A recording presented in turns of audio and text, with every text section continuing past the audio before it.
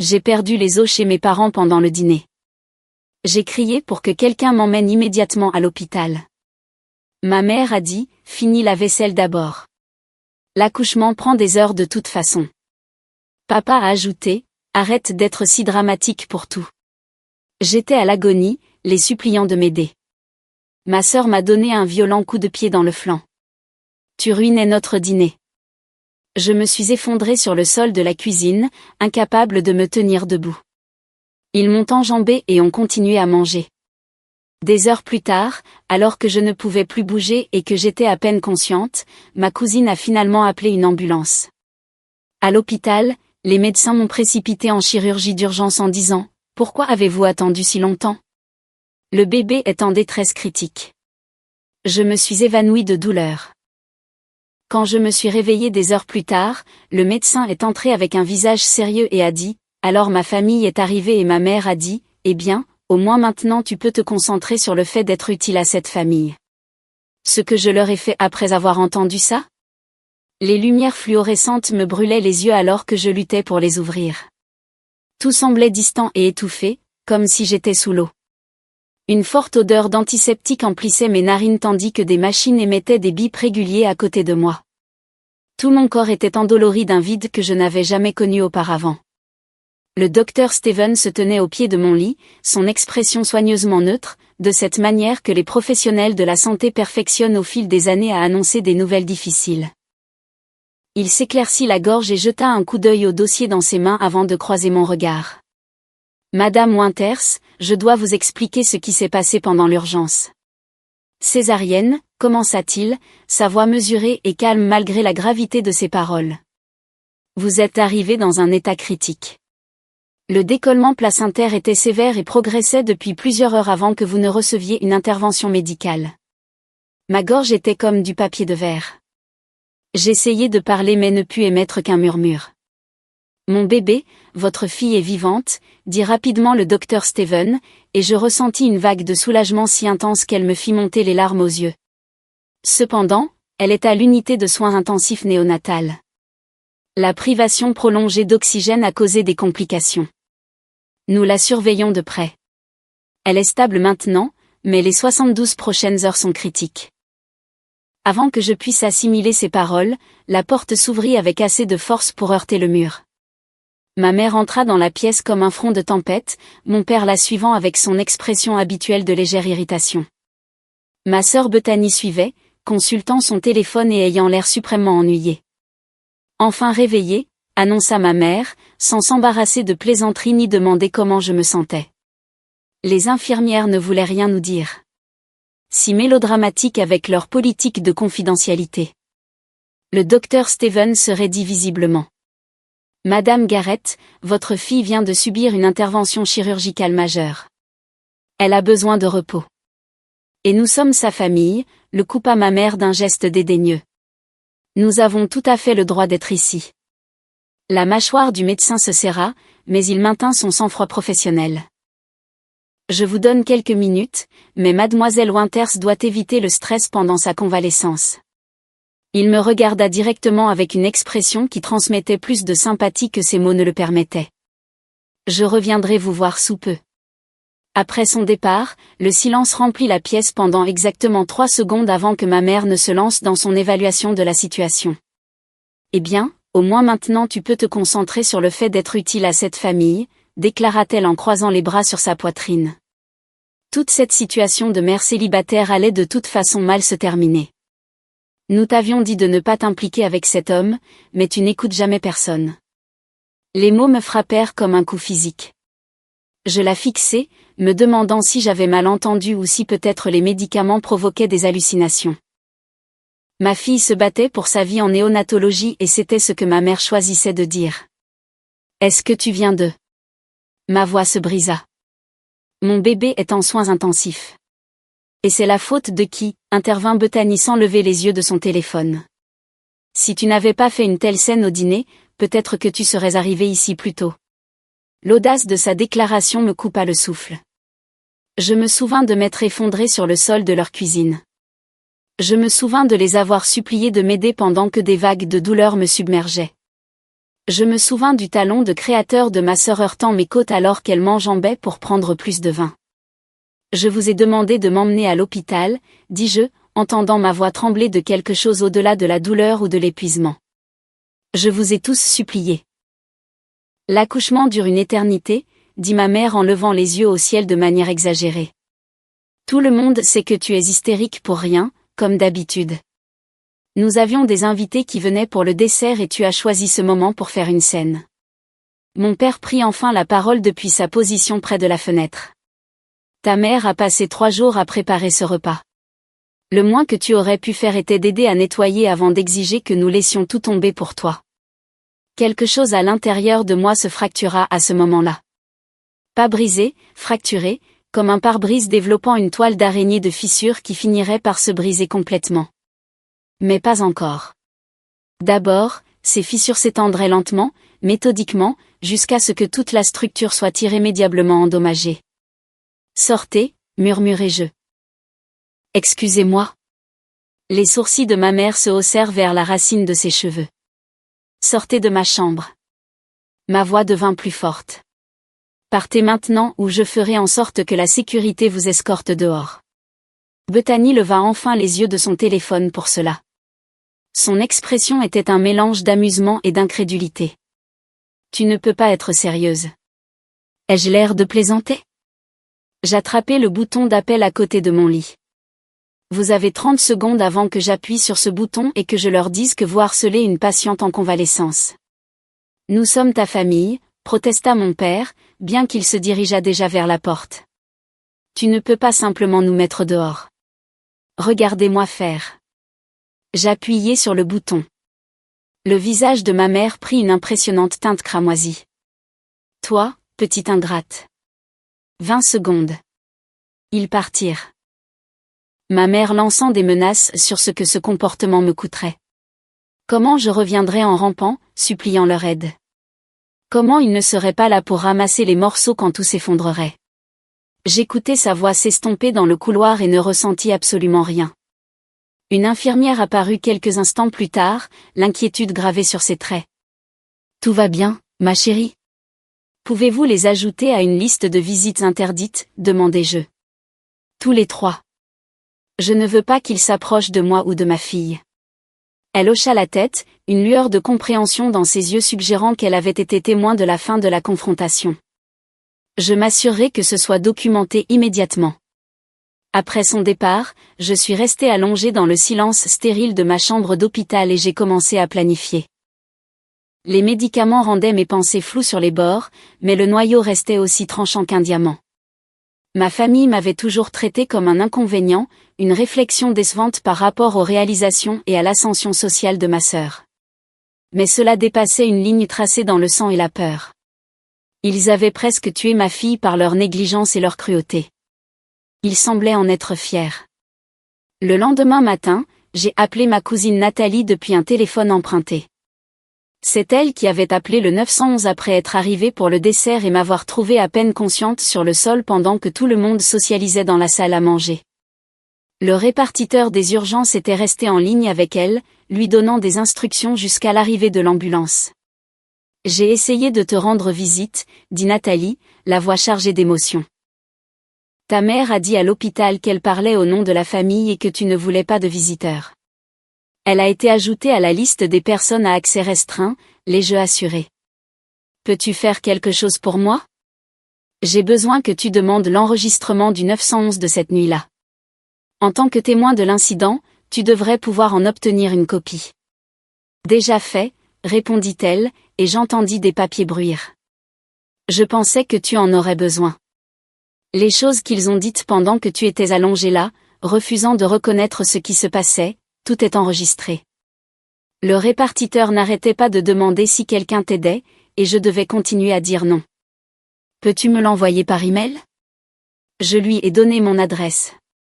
Et encore une chose, connais-tu quelqu'un qui travaille dans l'immobilier, en particulier quelqu'un qui s'occupe de vente de propriétés de luxe? Nathalie fit une pause. Ma petite amie Andrea travaille pour Morrison & Associates. Ils sont spécialisés dans les ventes résidentielles haut de gamme. Pourquoi? parce que mes parents sont sur le point de découvrir que la réduction de la taille de leur logement n'est pas seulement quelque chose qui arrive aux autres. Au cours de la semaine suivante, pendant que ma fille se battait pour se stabiliser en néonatologie, j'ai transformé ma chambre d'hôpital en centre de commandement. Mon ordinateur portable est devenu un élément permanent sur la table roulante, et j'ai mené des appels vidéo avec des avocats, des enquêteurs et divers professionnels dont je n'aurais jamais imaginé avoir besoin. Le premier appel fut avec Timothy Walsh, un avocat spécialisé dans l'abus financier des personnes âgées et le droit de la famille. Je l'avais trouvé grâce à des recherches obsessionnelles pendant les heures où je ne pouvais pas dormir, c'est-à-dire la plupart du temps.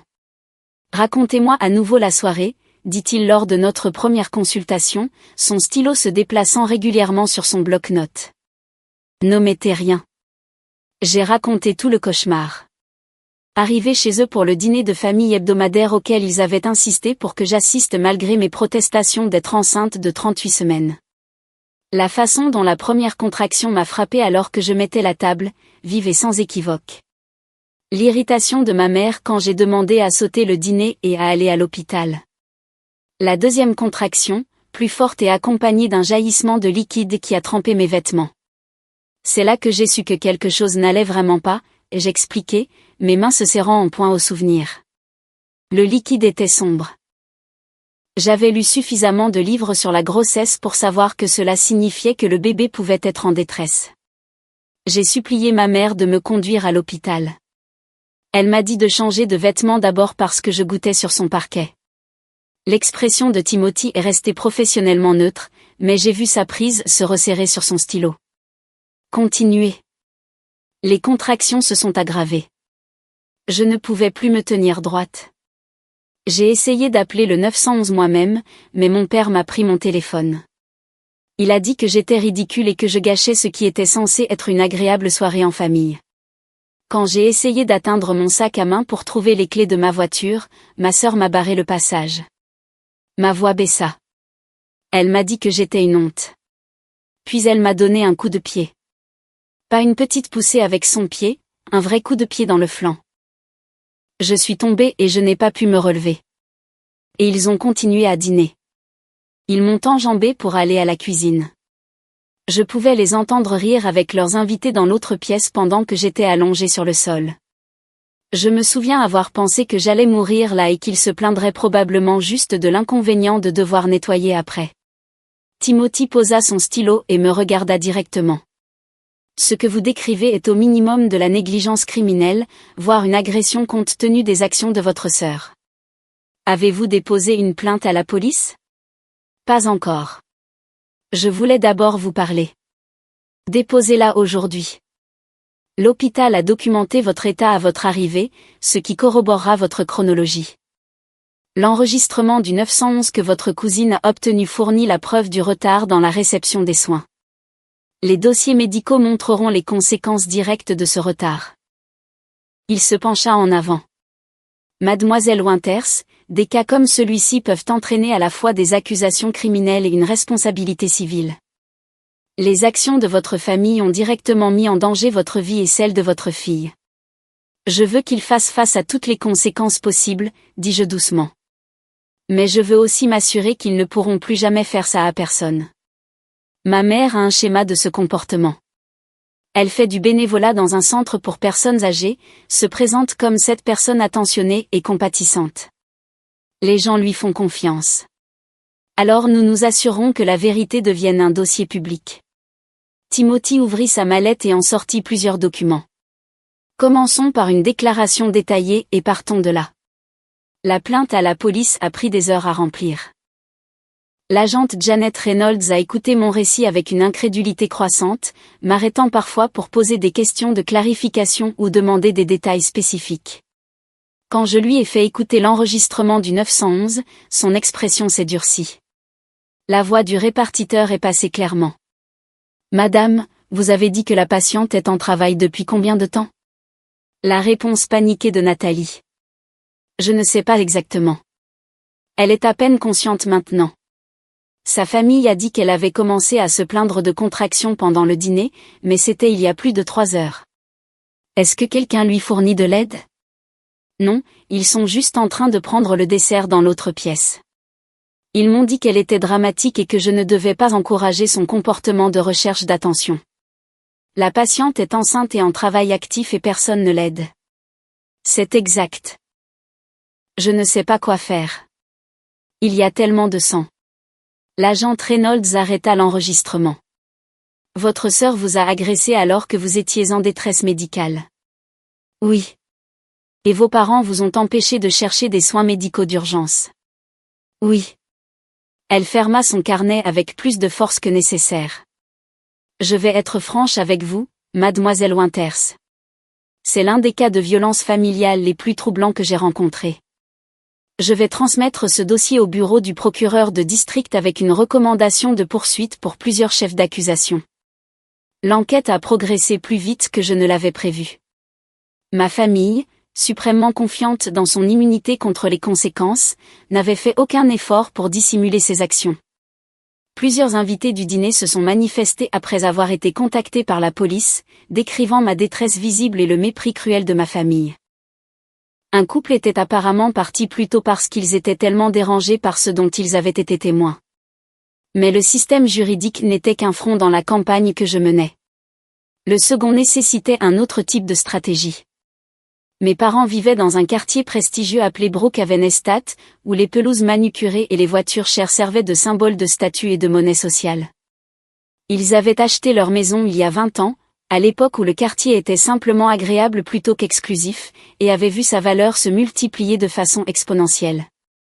La propriété était leur principal atout et le fondement de leur position sociale. Elle était aussi hypothéquée jusqu'au cou. « Comment as-tu découvert ça ?» demanda Nathalie lors d'une de ses visites quotidiennes, regardant l'écran de mon ordinateur portable où des documents financiers étaient affichés. « Les archives publiques », répondis-je en faisant défiler les informations que j'avais recueillies. Les dépôts d'hypothèques sont accessibles via la base de données du comté.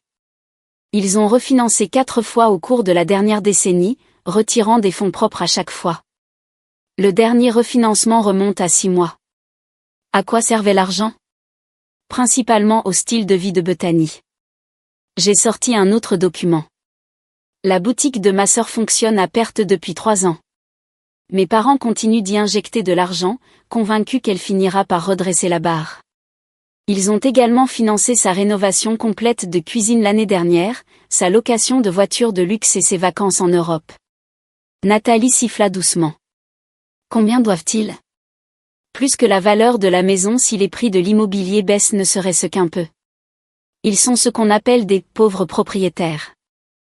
Toute leur richesse est immobilisée dans un bien immobilier qu'ils peuvent à peine se permettre d'entretenir. Qu'est-ce que tu vas faire de cette information? J'ai souri sans humour. Créer de la pression.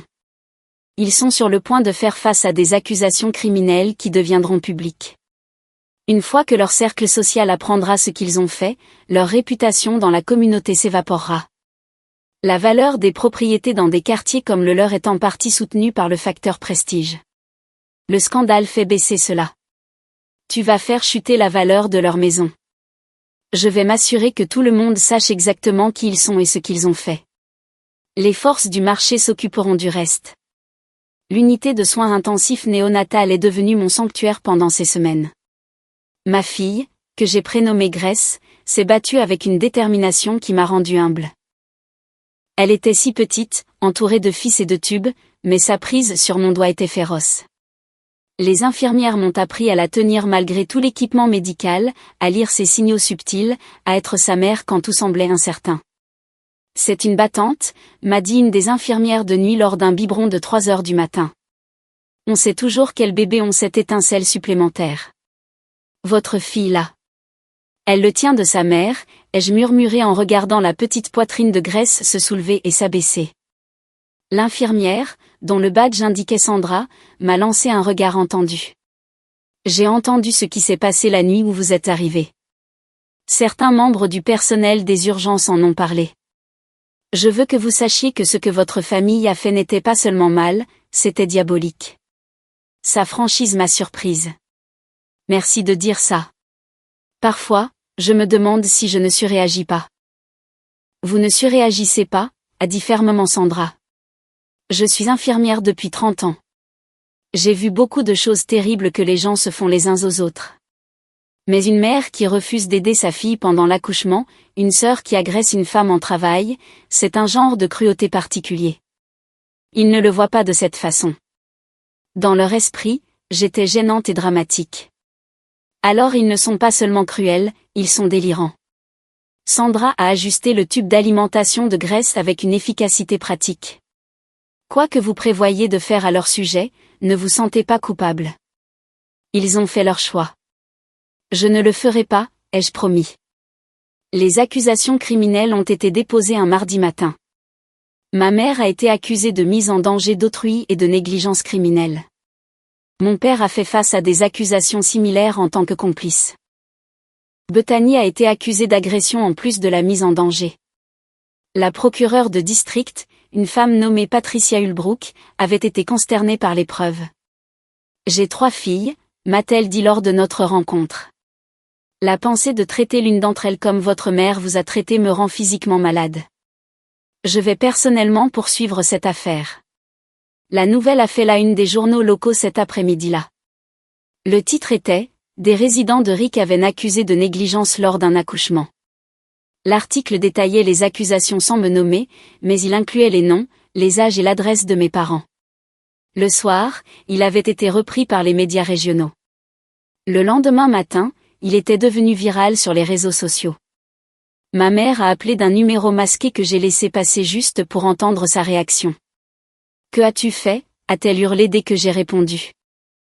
Les accusations, les articles de presse, tout le monde sait. Oui, ai-je dit calmement. Ils savent. Tu détruis cette famille pour rien. Tu allais bien. Le bébé allait bien. Grace a passé 2 semaines en soins intensifs. Elle a des retards de développement qui pourraient être permanents. J'ai subi une intervention chirurgicale d'urgence et j'ai failli mourir d'une hémorragie. Mais bien sûr, mère, nous allions bien. C'est vindicatif et cruel. L'ironie était si épaisse que j'ai failli rire. Tu m'as dit de finir la vaisselle alors que j'étais en travail. Tu m'as traité de dramatique alors que ton petit enfant mourait en moi.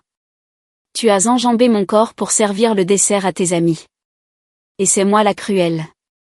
Nous ne savions pas que c'était si grave.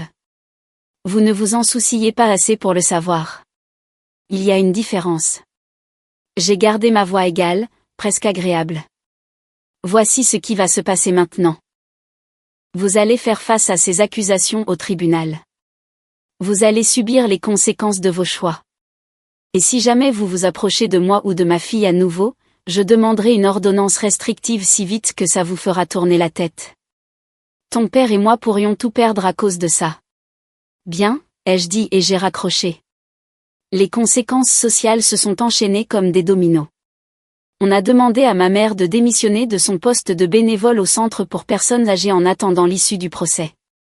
Le country club où mes parents étaient membres depuis 15 ans a discrètement suggéré qu'ils pourraient être plus à l'aise ailleurs. La boutique de Bethany, déjà en difficulté, a vu une chute spectaculaire de sa clientèle alors que la nouvelle des accusations d'agression se répandait. Mais la véritable dévastation est venue d'une source inattendue. J'avais accordé une interview à un journaliste nommé Michael Torres, spécialisé dans les reportages d'investigation sur la violence familiale. Il m'avait approché après avoir lu les premiers articles de presse, intéressé à faire un article plus approfondi sur la culture de la minimisation des urgences médicales des femmes. J'avais accepté à la condition qu'il protège mon identité mais inclut tous les détails de ce qui s'était passé. Son article a été publié dans un grand magazine national 2 mois après le dépôt des accusations. Il était intitulé « Le travail qu'ils ont refusé de reconnaître » et il était dévastateur par sa rigueur. Michael avait interviewé les ambulanciers qui avaient répondu à l'appel au 911 de Nathalie, le médecin des urgences qui m'avait soigné en premier, l'assistante sociale qui avait documenté mon cas et plusieurs des anciens amis de mes parents qui étaient horrifiés par leur comportement. L'article est devenu viral immédiatement. Il a déclenché des conversations sur la misogynie médicale, la maltraitance familiale et la façon dont la société rejette la douleur des femmes. Le nom de ma mère est devenu synonyme de cruauté insensible. Mon père est devenu l'homme qui a enlevé le téléphone de sa fille alors qu'elle le suppliait de l'aider. Bethany est devenue la femme qui a donné un coup de pied à sa sœur pendant l'accouchement. Leur prêteur hypothécaire a appelé 3 semaines après la publication de l'article. La valeur des propriétés à Brookhaven Estate avait commencé à baisser alors que la réputation prestigieuse du quartier subissait coup sur coup le scandale. La banque voulait être rassurée sur le fait que mes parents pouvaient continuer à effectuer leurs paiements compte tenu de la détérioration de leur situation financière et des frais de justice en attente. Ils ne pouvaient pas fournir cette assurance. Les procédures de saisie ont commencé au début du printemps. En été, la maison a été mise en vente à perte. La petite amie de Nathalie, Andrea, qui travaillait pour l'agence immobilière, m'a tenue au courant du processus. Les offres étaient nettement inférieures à ce que mes parents devaient, les laissant avec une dette massive et nulle part où aller. Ta mère m'a appelé en pleurant hier, m'a dit Nathalie lors d'un de nos cafés. Nous étions dans un café près de mon nouvel appartement, et Grace dormait paisiblement dans sa poussette à côté de nous. Elle voulait que je te convainque de faire une déclaration publique disant que tu leur pardonnais. Qu'est-ce que tu lui as dit? Je lui ai dit que le pardon n'est pas quelque chose que l'on peut exiger de quelqu'un à qui on a fait du mal. Puis j'ai raccroché. Nathalie a pris une gorgée de son latte. Est-ce mal que je ne sois même pas un peu désolée pour eux? Pas le moins du monde, l'ai-je assuré. Ils subissent les conséquences naturelles de leurs actions.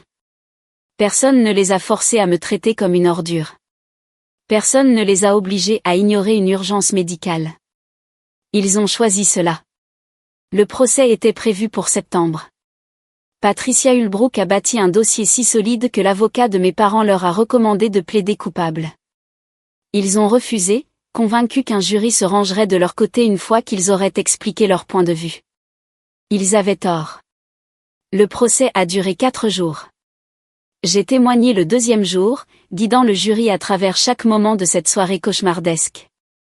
L'avocat de la défense a essayé de suggérer que j'avais exagéré mes symptômes, que je n'avais pas clairement communiqué la gravité de ma situation. Puis, Patricia a joué l'enregistrement du 911. La voix de Nathalie, tremblante de peur. S'il vous plaît, dépêchez-vous. Elle ne répond plus. Il y a tellement de sang. Le répartiteur. Où est sa famille? Pourquoi ne l'aide-t-il pas? Ils sont dans la salle à manger. Ils peuvent m'entendre vous parler, mais ils ne viennent pas aider. Ils ne font que manger et rire. La salle d'audience est devenue silencieuse. J'ai regardé les visages du jury passer d'une attention neutre à une horreur manifeste. Plusieurs jurés ont regardé mes parents avec un dégoût non dissimulé. Le docteur Stevens a témoigné ensuite, expliquant en détail clinique ce qui se passe lorsqu'un décollement placentaire n'est pas traité. Il a décrit la chirurgie, les transfusions sanguines, la course désespérée pour sauver ma vie et celle de Grace. Il a montré au jury des dossiers médicaux documentant l'étendue des dommages. En 20 ans en tant qu'obstétricien, je n'ai jamais vu un cas où des membres de la famille ont délibérément empêché une patiente en travail actif de recevoir des soins d'urgence, a-t-il déclaré. Le retard causé par les actions des accusés a directement entraîné des complications potentiellement mortelles pour la mère et l'enfant.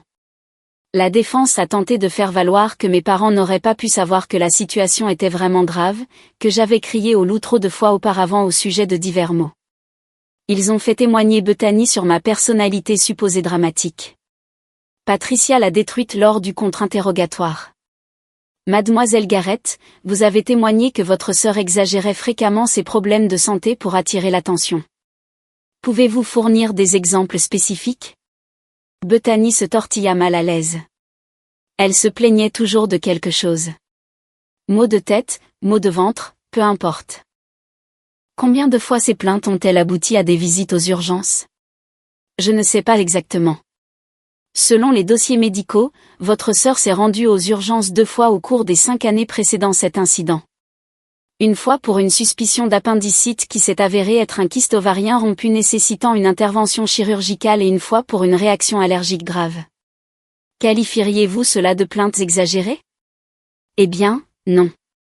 Mais avez-vous donné un coup de pied à votre sœur alors qu'elle était allongée sur le sol de la cuisine pendant le travail actif? C'était à peine une poussée. J'essayais de l'enjamber. Patricia a montré des images de sécurité d'une caméra de sonnette de l'autre côté de la rue qui avait capturé des vues partielles à travers les fenêtres avant de mes parents. L'angle n'était pas parfait, mais il montrait clairement la jambe de Bethany se balançant vers l'arrière avant de s'avancer. C'était sans équivoque un coup de pied, pas un contact accidentel. Cela ressemble-t-il à une poussée pour vous, mademoiselle Garrett? Bethany n'a pas eu de réponse. Le jury a délibéré pendant 3 heures. Ils ont déclaré ma mère coupable de mise en danger d'autrui et de négligence criminelle. Mon père a été reconnu coupable en tant que complice. Bethany a été déclarée coupable d'agression et de mise en danger. La sentence a été prononcée 2 semaines plus tard. Ma mère a reçu 18 mois de prison de compter avec 3 ans de probation. Mon père a eu 12 mois. Bethany a reçu 8 mois plus des travaux d'intérêt général et des cours de gestion de la colère obligatoire. Mais la peine de prison n'était pas la fin de leurs conséquences. Le procès civil a suivi. Timothy Walsh a intenté une action au nom de moi et de Grace, demandant des dommages et intérêts pour les frais médicaux, la douleur et la souffrance, et les coûts à long terme de la thérapie de développement continu de Grace. Le montant était suffisamment important pour anéantir le peu de stabilité financière qu'il restait à mes parents. Ils n'ont eu d'autre choix que de régler à l'amiable. Leur assurance habitation a couvert une partie, mais ils étaient personnellement responsables du reste. Les termes du règlement comprenaient un plan de paiement structuré qui drainerait leurs finances pour les années à venir. La boutique de Bethany a fermé définitivement cet automne-là. Mes parents ont déménagé dans un petit appartement dans un quartier moins prestigieux de la ville. Leur cercle social s'est réduit à néant. Mon père a pris un emploi à temps partiel dans une quincaillerie pour aider à couvrir leurs dettes juridiques. Ma mère, qui avait bâti toute son identité autour de son statut et de sa réputation, est devenue une paria dans la communauté qu'elle avait autrefois essayé de dominer. J'ai regardé tout cela se dérouler avec un sentiment de satisfaction sinistre. Pas de la joie, exactement, plutôt le sentiment de voir un os cassé enfin se remettre correctement après des années de guérison incorrecte. Ça faisait mal, mais c'était nécessaire. Grace a fêté son premier anniversaire dans notre appartement lumineux et joyeux, entouré de gens qu'il aimait vraiment. Nathalie et Andrea étaient là, ainsi que plusieurs amis de mon nouveau groupe de mères et certaines des infirmières de néonatologie qui avaient aidé à sauver la vie de Grace. Nous avons mangé du gâteau et chanté des chansons, et ma fille a ri avec une joie pure et simple. Elle va si bien, a dit Sandra, l'infirmière de nuit, alors que nous regardions Grace démolir un cupcake avec une détermination sans faille. Les retards de développement qui vous inquiétaient semblent se résorber joliment. Sa kinésithérapeute dit qu'elle a rattrapé son retard, ai-je confirmé. Nous ne sommes pas encore sortis d'affaires, mais le pronostic est bon. Et comment allez-vous? A demandé Sandra en me lançant un regard entendu. J'ai réfléchi sérieusement à la question. Les cauchemars s'étaient estompés. L'anxiété qui montait en flèche chaque fois que quelqu'un élevait la voix avait diminué. J'avais commencé une thérapie il y a 6 mois et j'apprenais à gérer le traumatisme de cette nuit sans le laisser me définir. Je vais mieux, ai-je dit. Honnêtement, certains jours sont plus difficiles que d'autres, mais dans l'ensemble, je construis la vie que je veux au lieu de celle qu'ils ont essayé de m'imposer. Tant mieux pour vous, a dit chaleureusement Sandra. Vous le méritez. Mon téléphone a sonné plus tard dans la soirée, après que tout le monde soit parti et que Grace dormait dans son berceau. Je n'ai pas reconnu le numéro, mais j'ai quand même répondu, curieuse.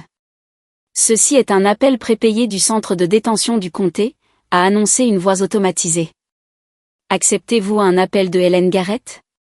J'ai failli raccrocher. Mon doigt a plané sur le bouton de fin d'appel pendant plusieurs longues secondes. Puis, curieuse de ce qu'elle pouvait bien avoir à dire maintenant, j'ai accepté. Merci d'avoir pris mon appel, a dit ma mère, sa voix plus petite que je ne l'avais jamais entendue. Je n'étais pas sûre que tu le ferais. J'ai failli ne pas le faire. Qu'est-ce que tu veux? Je voulais te dire que je suis désolée. Elle a fait une pause et je l'ai entendue prendre une profonde inspiration. Je sais que tu ne me crois probablement pas, et je comprends pourquoi, mais j'ai eu beaucoup de temps pour réfléchir ici, et j'ai besoin que tu saches que je suis désolée pour ce que je t'ai fait. Es-tu désolée parce que tu es en prison, ai-je demandé. Ou es-tu désolée parce que tu comprends enfin que ce que tu as fait était mal? Une autre longue pause. Les deux peut-être. Je ne sais plus. Tout s'est effondré si vite. La maison, nos amis, Notre réputation, tout est parti. Bethany ne me parle plus. Ton père me regarde à peine. Je ne cesse de rejouer cette nuit dans ma tête, en essayant de comprendre comment j'ai pu être si aveugle. Tu n'étais pas aveugle, mère. Tu voyais exactement ce qui se passait. Tu ne t'en souciais juste pas assez pour m'aider. Ce n'est pas vrai, protesta-t-elle faiblement. Si, c'est vrai. Tu te souciais plus d'impressionner tes invités que de la vie de ta fille. Tu te souciais plus de ton sol de cuisine impeccable que de la sécurité de ton petit enfant. C'étaient des choix que tu as faits. Je pensais que j'avais plus de temps, a-t-elle murmuré. Je pensais vraiment que le travail prenait des heures et des heures. Je pensais que tu surréagissais comme tu le fais toujours, elle s'est arrêtée. Comme je le fais toujours quoi? Exagérer. Inventer des choses pour attirer l'attention. J'ai senti la colère monter dans ma poitrine. J'ai eu un kyste ovarien rompu qui a nécessité une intervention chirurgicale d'urgence. Et tu m'as dit que j'étais dramatique. J'ai eu une réaction allergique grave qui aurait pu me tuer. Et tu as dit que je faisais une scène. Quand exactement étais-je censé apprendre que tu me croyais au sujet d'une urgence médicale? J'avais tort, a-t-elle dit, pleurant maintenant. Surtout. J'étais tellement concentrée sur les apparences, sur le maintien des apparences, que j'ai perdu de vue ce qui comptait vraiment. Et maintenant j'ai tout perdu. De toute façon, tu n'as pas tout perdu, mère. Tu l'as jeté. Il y a une différence. J'ai regardé la porte fermée de la chambre de Grace, pensant à la belle et féroce petite personne qui dormait de l'autre côté. Tu avais une fille qui aurait pardonné presque n'importe quoi. Tu avais une petite fille qui méritait de connaître sa famille. Tu as eu des occasions d'être meilleure, de faire mieux. Tu as choisi de ne pas les saisir. Peux-tu un jour me pardonner? Sa voix s'est brisée sur le dernier mot. J'ai considéré la question honnêtement. Le pardon était compliqué, désordonné, rien à voir avec la résolution nette dont les gens parlent dans les livres de développement personnel. Pourrais-je lui pardonner un jour? Peut-être. Méritait-elle ce pardon en ce moment? Absolument pas, je ne sais pas, ai-je dit finalement. Ce que je sais, c'est que le pardon n'est pas quelque chose que l'on peut demander comme une faveur. C'est quelque chose qui pourrait arriver organiquement si tu changes vraiment. Et si je décide que notre relation vaut la peine d'être reconstruite? En ce moment, je me concentre sur ma fille et ma propre guérison. Tu ne fais pas partie de cette équation. Je comprends. Elle semblait vaincue. Me tiendras-tu au moins au courant de la santé de Grace? Juste des nouvelles, rien de plus. Je ne demanderai pas à la voir ni à te contacter autrement. Je veux juste savoir qu'elle va bien. La demande ressemblait à un piège, une autre façon de s'immiscer dans ma vie. Mais une petite partie de moi, la partie qui se souvenait encore d'être une petite fille qui voulait l'approbation de sa mère, y a réfléchi. J'y réfléchirai, ai-je dit.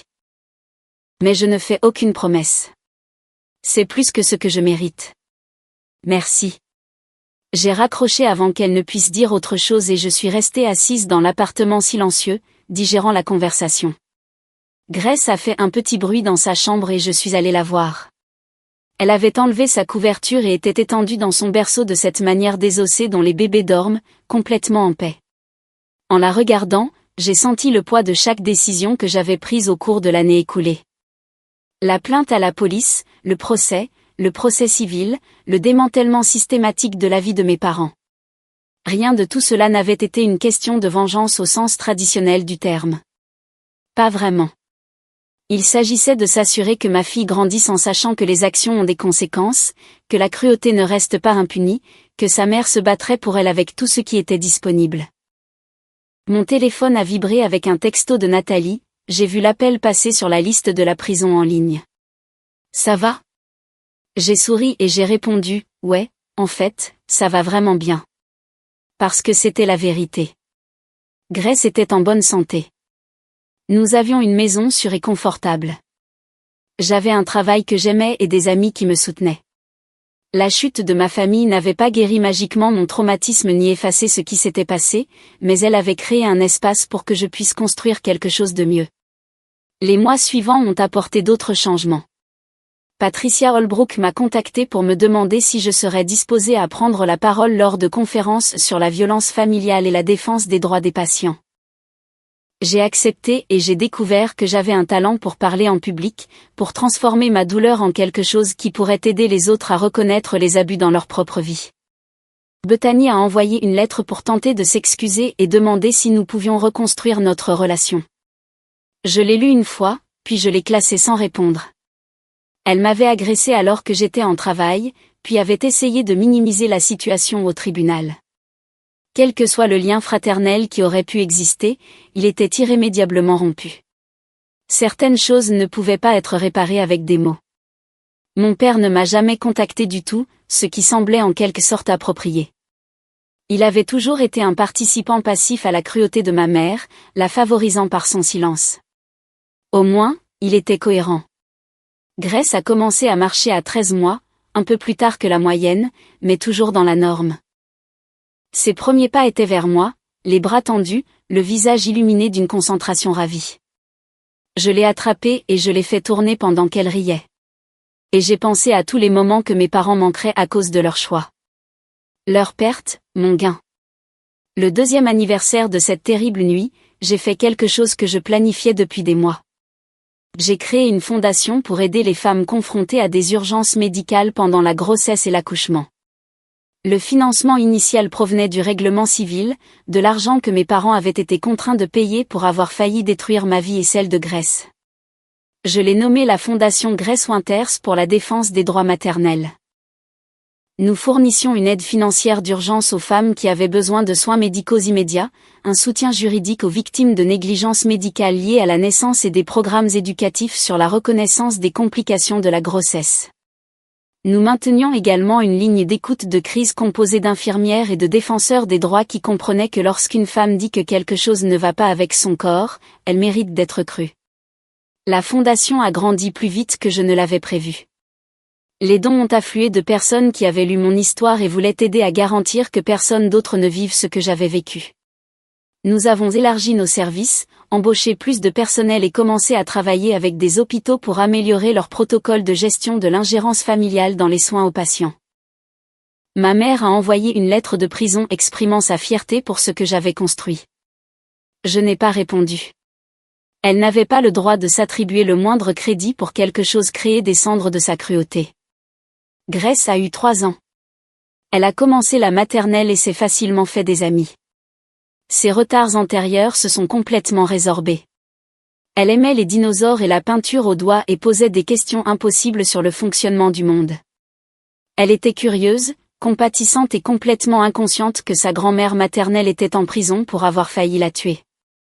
Un jour, je lui raconterai toute l'histoire, quand elle serait assez grande pour la comprendre, pour assimiler ce que cela signifiait.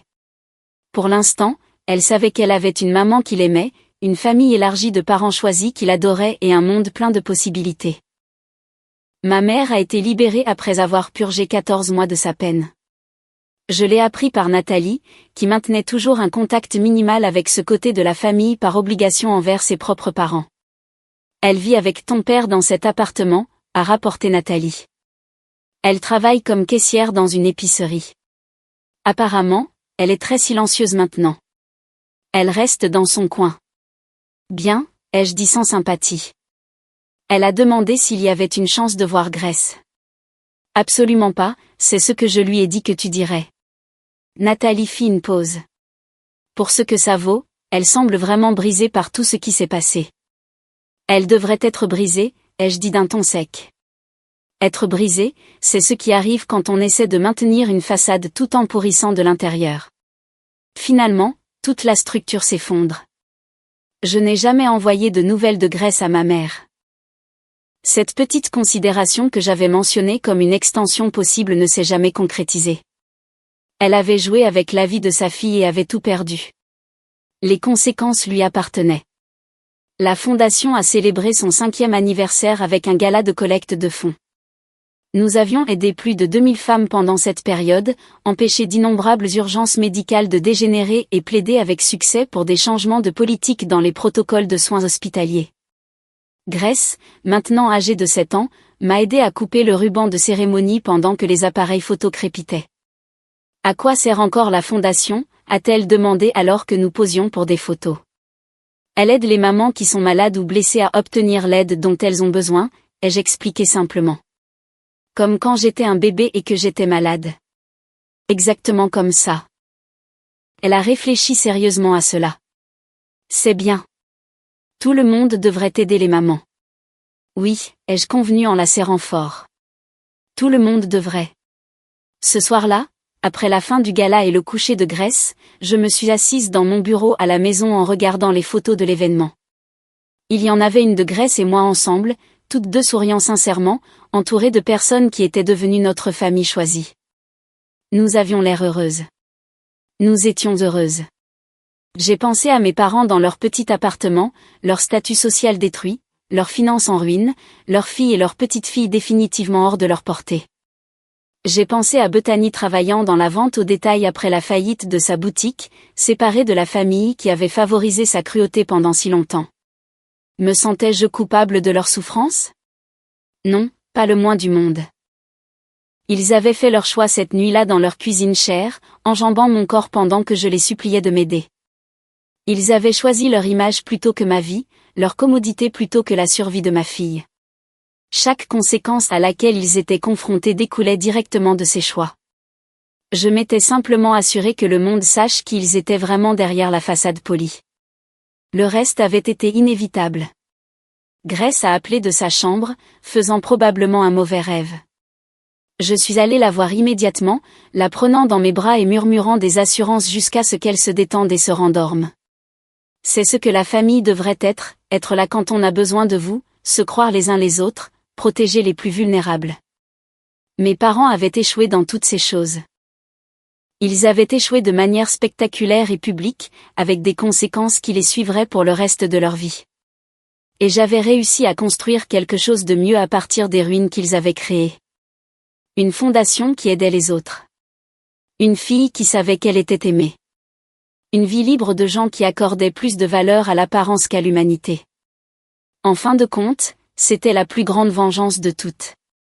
Pas leur souffrance, mais mon épanouissement. Ils avaient essayé de me briser, et au lieu de cela, j'étais devenue plus forte. Ils avaient rejeté ma douleur, et je l'avais transformée en un but. Ils avaient failli détruire ma fille, et j'avais construit une organisation qui protégeait des milliers de filles. Ils avaient tout perdu en essayant de maintenir une illusion de perfection.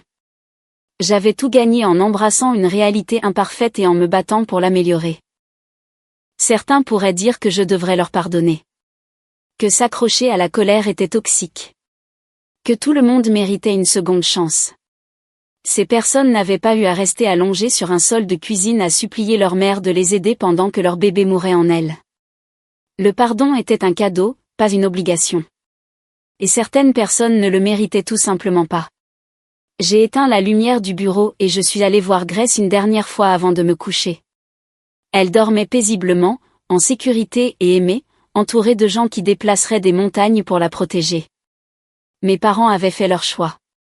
J'avais fait les miens, et je n'en regretterai jamais un seul.